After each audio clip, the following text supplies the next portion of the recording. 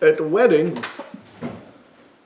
which is a very nice ceremony, we say, there's a whole ceremony, people come, the kala, the chatan, the whole entire thing. And then there is a nice ceremony, we make the brachot. And of course that's after we had the shmorg. And then we go right away to some kind of a short dance, and we're eating the meal, and then we're going home.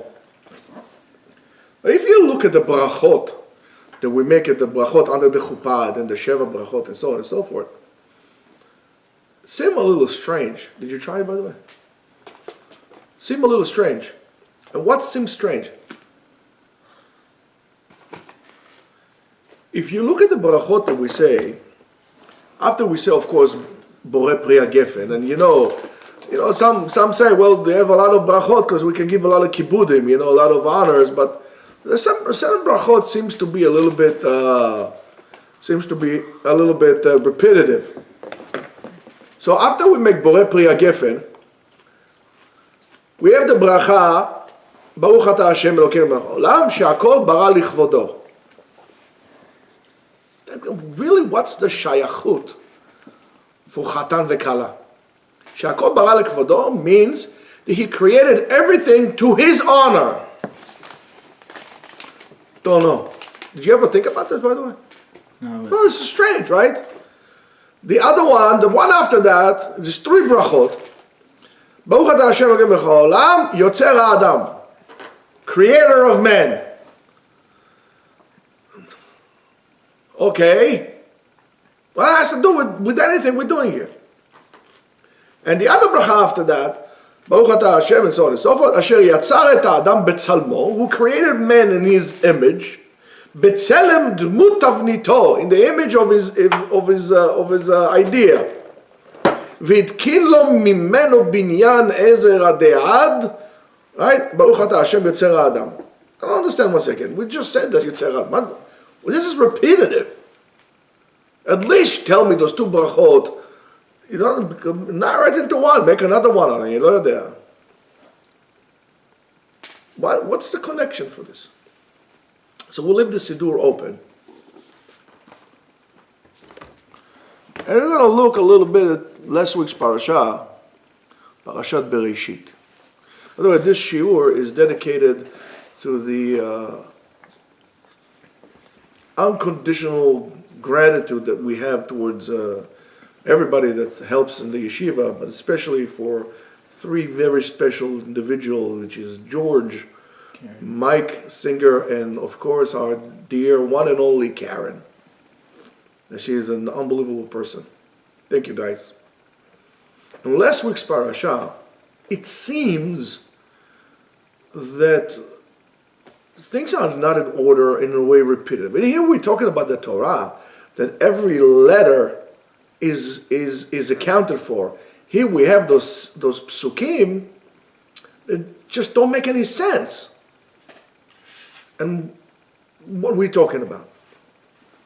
So the first pasuk in Parashat Bereshit, not the first pasuk that we are talking about, it says, "Vayomer Elokim na'aseh adam betzalmenu chidmutenu." Let's make a man in our form and image, and of course we refer to the ability to have a free choice, right? וירדו בדגת הים ובעוף ובעוף השמיים ובבהמה ובכל הארץ ובכל הרמס הרומס על הארץ. And then they're going to rule everything above the earth. They're going to have the ability to control everything. ויברא אלוקים את האדם בצלמו, בצלם אלוקים ברא אותו. How did he create them? זכר ונקבה ברא אותם. He created them, it. In other words, when Rashi talks bara oto and then bara otam, bara oto means that the shape of a human being, the concept of a human being, is referring to the divine, both men and women. Then all of a sudden, we have another pasuk that it's like, wait a minute, we just said Vayivra Elokim, and he created man And he created them, Zachar v'nekeva bara otam. And he created them men and women. So it's already created, right? Then there is a pasuk after that. ויצר השם אלוקים את האדם עפר מן האדמה ויפח באפיו נשמת חיים ויהיה האדם לנפש חיה. And all of a sudden he formed him from dirt and he puts the neshama into it. But one second, he already created it.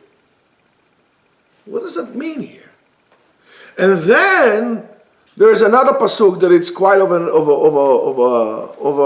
inyan. ויפל השם אלוקים תרדמה לאדם וישן, he put him into some kind of like a coma kind of a thing. ויקח אחת מצלותיו ויסגור בשר תחתנה, and so on and so forth. And it says this one is off Shama. I mean, this one is my wife, and so on and so forth. And of course, the pasuk before that, ויקרא אדם שמות לכל הבהמה ולעוף השמיים וכל חיית השדה ולאדם לא מצא עזר כנגדו. Man had the ability to give names and so on. What's going on here? What's going on here is, comes the Torah and tells us the complete opposite of what science tells you, or what you were told, and very conveniently, most of you actually believe in that. Comes the Torah and tells you the following. That first of all, and that corresponds with the brachot. The reason why HaKadosh Baruch Hu created everything is to serve God for His honor. That's the first bracha. So you know that when you are here, and especially the Chatan v'Kala under the chuppah, we remind them, says you're here for a purpose. And what you're here to do is not to multiply and to have fun and to have fights and so on. What you are here, the reason why you're here, the reason why you're allowed to be with one another is to be able to serve God for His honor. So, and that's of course the free choice that man has. It says, right? So now, but why is it Vayivra Elokim et Adam, and then he puts in Nishmat Chaim? So we know, the Torah tells us, Chachamim tells us, that HaKadosh Baruch Hu first of all creates the neshama. Vayivra Elokim et Adam betzalmo b'tzelem Elokim bara oto zachar v'nekeva. He created the neshama. The second process is when he takes the neshama, he takes the soul, and he puts it v'nafar be'apo nishmat chayim. He put the neshama into him. So the first pasuk that we are talking about here is creating this human soul.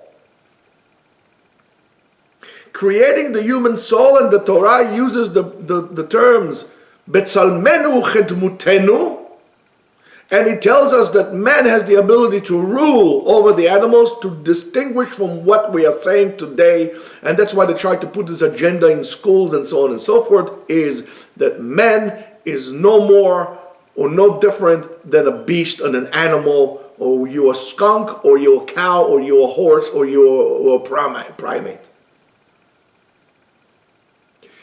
Saying that is taking the whole purpose of mankind in this world altogether, and you see that the further we go with that agenda,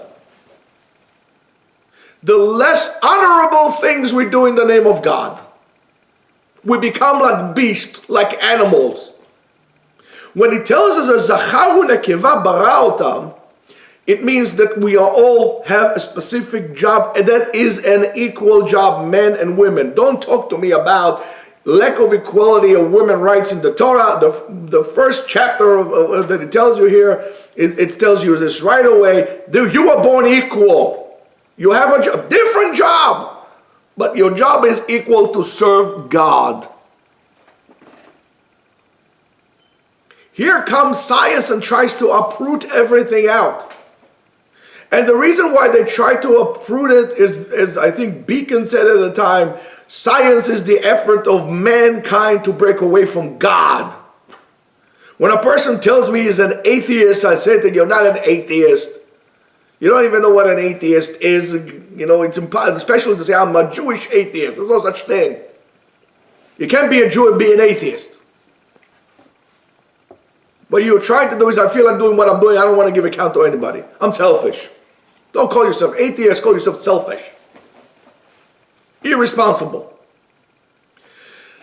Comes the Torah and tells us, and he gave, and those correspond with the brachot, so therefore shakol bara lichvado. Then Yotzer Adam.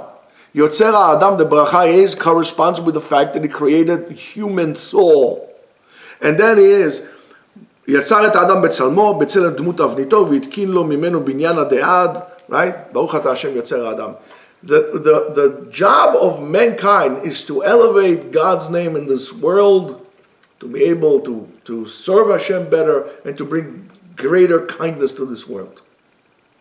When we divert from that with man's kind, when we say that you are not different, and that's why, and the Midrash tells us the following.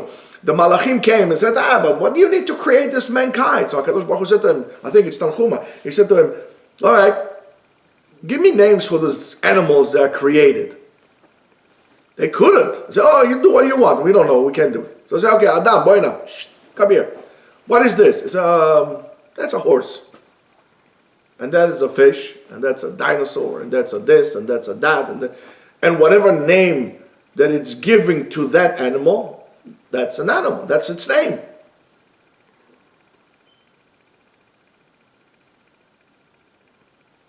There's no such thing, I don't know, you can call your horse Billy, but it's still a horse. So the names, the ability of mankind to be able to distinguish, to be mechaven, that's why HaKadosh Baruch Hu left this room, so man will be a partner with creation. When we deny this concept, we deny a partnership with God, so we could do exactly what we want. We should take what it is and elevate it more. So when people are getting married, they need to understand, why am I getting married? How I'm going to pick up my spouse? Is that an appropriate fit for the person to be able to do everything lichvod HaKadosh Baruch Hu? We look at the wrong thing. We look, if she's pretty, if she's wealthy, he's skinny, he's fat, he has six packs, he doesn't have six packs. You know, what kind of nonsense like that? We don't look at the person, is that an appropriate partner for me that will be able to assume their role in making God's name great? The ongoing insult that we have as Jews on this concept, and the reason why there's such great level of anti-Semitism is because we are a constant reminder to the fact that there is a God in this world and we have to obey to his rules. We are the reminder. That's why people want to, Chaz v'Shalom, eliminate the Jews so they can do what they want, like in Dora Mabul, in the flood.